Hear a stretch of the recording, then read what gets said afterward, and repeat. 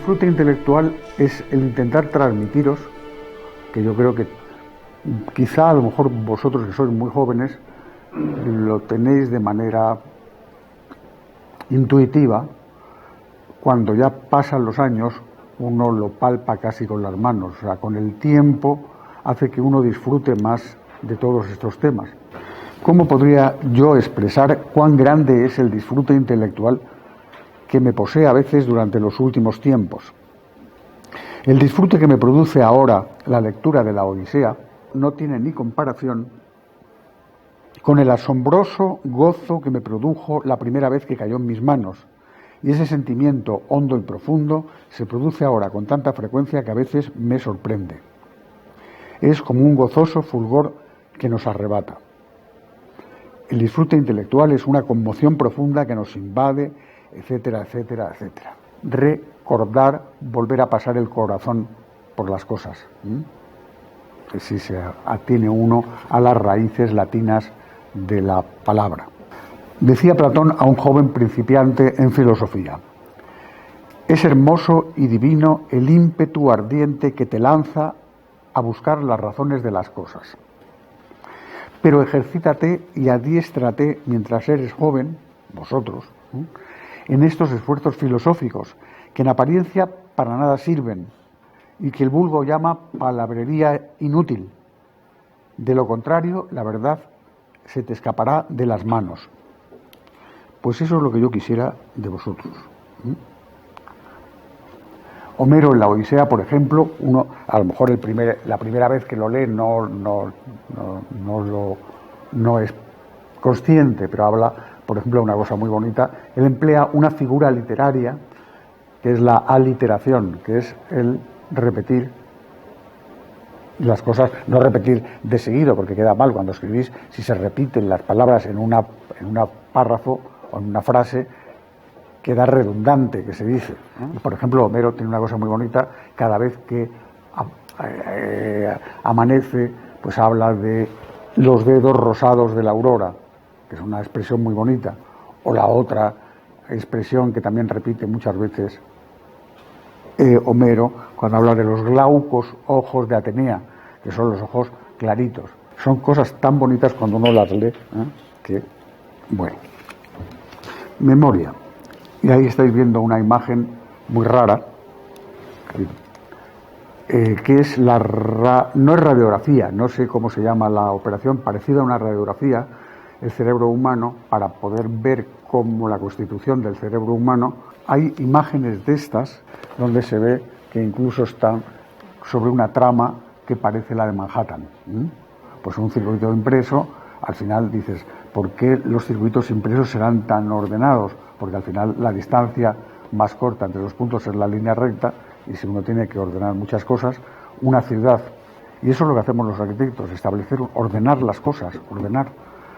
El establecer el orden de una ciudad, la trama que, por ejemplo, tiene Nueva York, también lo hemos hablado muchas veces, la trama de Manhattan, que es la misma trama con otras dimensiones y con otras características, como la que habréis estudiado más de una vez, la del Marqués de Salamanca en Madrid o el Plan Cerdá de Barcelona. Aparecen siempre excepciones, como son alguna calle en diagonal que atraviesa y que conecta la ciudad, o bien porque es recuerdo de la antigua ciudad, que no puedes tampoco destrozar del todo, o por razones parecidas. Bueno, estamos hablando de orden, estamos hablando del cerebro humano, estamos hablando de los circuitos impresos, estamos hablando de ordenar dentro del disfrute intelectual. Yo creo que evidentemente don Ildefonso Cerdá no viviría para haber terminado el Plan Cerdá, pero debe ser un disfrute enorme, igual que cuando uno termina una obra, cuando ve levantada una obra, y en los pasos intermedios también lo he contado aquí alguna vez, es una ocasión de disfrute enorme. El ver terminada una obra es ocasión de disfrute. En el fondo, cuando uno ve terminada una obra, uno ve no solo comprobadas las teorías o lo que uno pretendía allí, sino también recuerda uno todo el paso anterior. Cuando uno disfruta disfruto yo y disfrutáis vosotros cuando ya construís algo, viendo los dibujos anteriores. Estamos hablando de ese disfrute intelectual. Y en el centro de ese disfrute intelectual aparece una cualidad humana que yo no acabo de terminar de sorprenderme de la capacidad de la memoria. La memoria, las tres potencias del alma, se dice, según la moral clásica, memoria, entendimiento y voluntad. El entendimiento es la razón, la voluntad es el hacer las cosas, ponerlas por obra, pero la memoria es donde, de alguna manera, tiene que ver con aquello que os conté cuando la sabiduría, aquello de Eliot. Es curioso como también es otro esquema muy clásico en la cultura de los seres humanos, las tripletas, la tesis, antítesis, síntesis. O cuando hablábamos de la sabiduría, hablábamos de información, conocimiento y sabiduría. Aquí estamos hablando de memoria, entendimiento y voluntad. Memoria, la memoria acumula. Antes del conocimiento, la memoria está acumulando información. Lo que pasa es que nuestra facultad de la memoria es tan díscola que no se conforma con acumular información, sino que ella ya empieza ahí a organizar las cosas. Al pasar los años, nuestra memoria se va llenando de tal modo que muchas veces se produce una relación entre las cosas y los hechos, que es fuente segura de este placer intelectual. Cuando uno de repente conecta y dice, anda, esto es lo que yo vi, En muchas cosas en la vida veréis que hay conexiones. En el arte, ¿cómo no va a haber conexiones? Miles de conexiones. Uno puede ver la túnica roja púrpura del espolio del Greco, que es una mancha roja enorme, tremenda, que supongo que vista desde una visión ortodoxa, cuando la pinta el Greco, dirían, bueno, este señor se ha pasado. En vez de pintar el prendimiento de Cristo por los guerreros, han puesto una mancha roja tan enorme, y uno dice, anda, pues esa mancha roja a mí me recuerda a un rozco. Bueno, y uno dice que estamos hablando de arquitectura, estamos hablando del disfrute intelectual que es capaz de producir la arquitectura, y el disfrute intelectual que produce la arquitectura no solo cuando se reconocen cosas en la arquitectura que uno estudia o ve o analiza, sino también cuando uno está creando su propia arquitectura, también aparecen temas que dice uno, bueno, los temas de la proporción, el número de oro, la proporción áurea. Uno dice, bueno, pues no solo los griegos la utilizaban, sino después pasa a lo largo de toda la historia de la arquitectura, y es una cosa nada despreciable, sino al revés. Ese estudio que la juventud era una obligación y que con el paso de los años se convierte en un placer. Uno estudia y da placer. San Agustín habla del espacio enorme de la memoria. Recalo en los solares y en los amplios salones de la memoria, donde están los tesoros de las incontables imágenes de toda clase de cosas que se han ido almacenando a través de las percepciones de los sentidos. Entonces dice aquí una cosa asombrosa. Se desplaza la gente para admirar los picachos de las montañas, las gigantescas olas del mar, las anchurosas corrientes de los ríos, el perímetro del océano y las órbitas de los astros, mientras se olvidan de sí mismos y no se maravillan de que yo, al nombrar todas estas cosas, no las vea con mis ojos. Yo lo he nombrado y no están aquí delante. Y sin embargo, sería incapaz de hablar de ellas si interiormente no viese en mi memoria las montañas, el oleaje, los ríos y los astros, que personalmente he tenido ocasión de contemplar. Ni el océano del que he oído hablar con dimensiones tan grandes fuera como si los viese. O sea, habla uno de cosas que uno no ha visto, pero que sí a través de la memoria, a través de las imágenes que se nos han venido que hemos acumulado en el pozo de nuestra memoria, ya sea porque hemos visto las imágenes en una película o en una foto o en una descripción literaria. El tiempo. Aún recuerdo el susto que leyendo despacito el Bar Norton, los Four Quartets que he citado tantas veces de Eliot, donde dice time present, time past, are both perhaps present in time future, and time future contained in time past. Está hablando del pasado, el presente y el futuro. Ideas del pasado, hacerlas presentes, capaces de permanecer en el futuro, esto que lo expresa también Eliot no está hablando de la arquitectura. Pero curiosamente, nuestro Jorge Manrique, en este poema maravilloso, dice: pues si vemos lo presente como en un punto se es ido y acabado, si juzgamos sabiamente, daremos lo no venido por pasado. Está hablando del presente, de lo que se es ido, que es el pasado, y lo no venido, que es el futuro, con estas palabras preciosas de Manrique, que parece que las hubiera leído Eliot. Iba a decir, dudo que Eliot lo leyera, pero Eliot era muy culto y Manrique es muy universal, con lo cual sí podía haberlo leído. Aquí la Santísima Trinidad, en el nombre del Padre y del Hijo y del Espíritu Santo. Y después dicen, gloria al Padre, al Hijo y al Espíritu Santo, y sigue, que es lo que me interesa ver, como era en un principio, ahora y siempre, por los siglos de los siglos, amén. Dices, y después es lo mismo, está hablando el principio, como era en un principio, ahora, el presente y siempre, el futuro.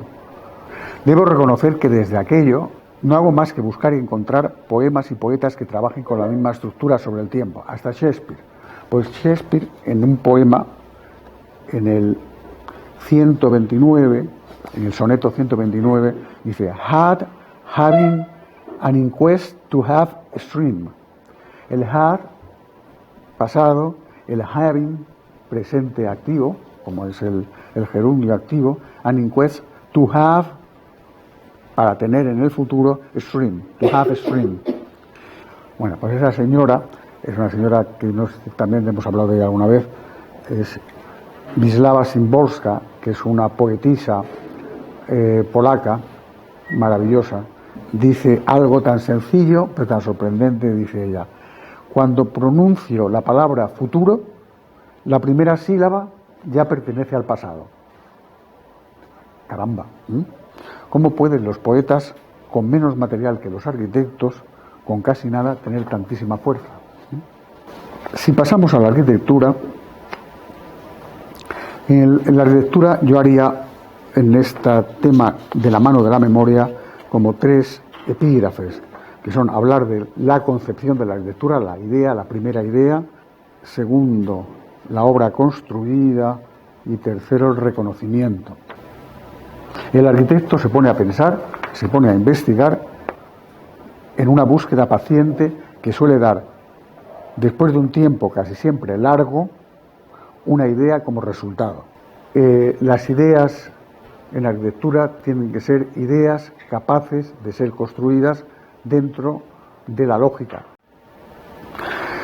El señor Wilczek, que aparece aquí con la portada del libro, ¿no?, Premio Nobel de Física del 2004, en su libro El mundo como obra de arte, lo llama encarnar a hacer realidad la idea, y se pregunta, ¿encarna el mundo ideas bellas? ¿Hace carne, hace realidad el mundo de ideas bellas? Pues ese momento feliz donde se sabe en potencia que está todo ya resuelto, tan potente es la idea, suele ser causa de un enorme disfrute intelectual, que es de lo que estamos hablando. Es el momento que hemos llamado inspiración. Cuando tras una batalla en nuestro pensamiento buscamos ese algo más capaz de sustanciar una nueva obra, aparece en un momento preciso la inspiración, el instante vibrante que llamamos inspiración. Y pongo, parece que todo se pone patas arriba y que sonaran 1000 trompetas hendelianas de Händel, y nos invade ese disfrute intelectual tan difícil de describir y tan fácil de reconocer. Pues de ahí pasamos a la obra construida. El momento final o casi final de una obra que hemos concebido y que hemos puesto en pie muchas veces produce esa satisfacción intelectual. Debo confesar que nunca olvidaré la emoción que sentí al ver por vez primera la luz del sol atravesar los lucernarios abiertos en el espacio central de mi caja de Granada. Lloré sin recatarme como Ulises con el manto se tapa la cara para que no le vean llorar, que eso también ya lo hemos comentado otras veces, en la historia de la pintura se repite muchas veces. Cuando mi madre hacía un flan, todo era fiesta en casa. Los niños, alrededor, esperando a ver que sale el flan, que no sale el flan, veíamos cómo lo hacían, batían los huevos con la leche, con un poco de nata, con un poco de no sé qué, el azúcar, todo pan, se metía o al horno o al baño María. Los niños esperábamos y mi madre venía, toda grave, con una aguja metálica, metía la aguja, la sacaba, si la metía antes de tiempo, la aguja salía empañada con el líquido que no había cuajado todavía.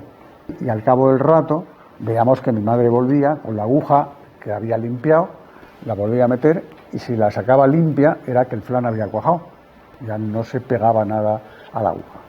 Pues eso, que puede ser una anécdota simpática, tiene bastante que ver también con lo que nosotros hacemos, no porque metamos la aguja, sino porque hace falta un tiempo exacto para que el flan cuaje, para que la idea cuaje. Pues cuando hacía este edificio, lo mismo, aparecerá primero, estamos viendo una imagen de un sketch, ¿no? Después una maqueta, la primera maqueta más vasta, luego ya una maqueta siguiente ya más perfecta, y ya incluso cuando se van haciendo maquetas, y en las maquetas también va uno afinando, va produciéndose un reconocimiento de que aquello va funcionando. Y pasamos ya a la obra hecha. Cuando uno llega a obra y ve las vigas volando, pues es como increíble. Yo me lo imagino, escribía yo ya lo veo, con toda una luz extraordinaria, como si una boîte à lumière se tratara, que lo es. No, y como el texto está hecho antes de terminar la obra, digo, sé que falta poco, muy poco, para que la aguja salga limpia, para que el flan cuaje, y sé que entonces ese disfrute intelectual nos invadirá a todos.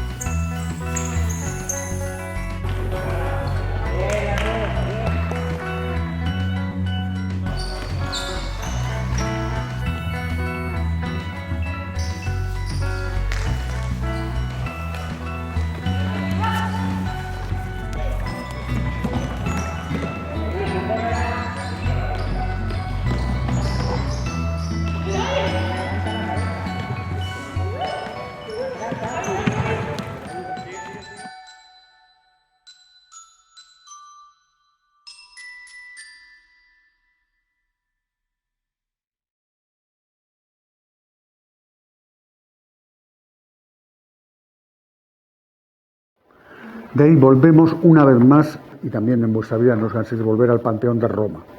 Se produce el disfrute intelectual de conocer sin intermediarios algo que para nosotros era tan familiar. Los arquitectos bien sabemos de eso. Nunca olvidaré la primera vez que entré en el Panteón de Roma. Lloré. Los clásicos le llaman a esto síndrome de Stendhal. Y Stendhal cuenta algo parecido a lo del Panteón cuando visitó la Basílica de Santa Cruz en Florencia. En su libro Nápoles y Florencia escribió: había llegado a ese punto de emoción en el que se encuentran las sensaciones celestes dadas por las bellas artes y los sentimientos apasionados. Saliendo de Santa Croce, me latía el corazón, la vida estaba agotada en mí y andaba con miedo a caerme. Hace poco oía en la radio a Ángela Núñez Gaitán, una sevillana que es directora del Departamento de Restauración de la Biblioteca Vaticana.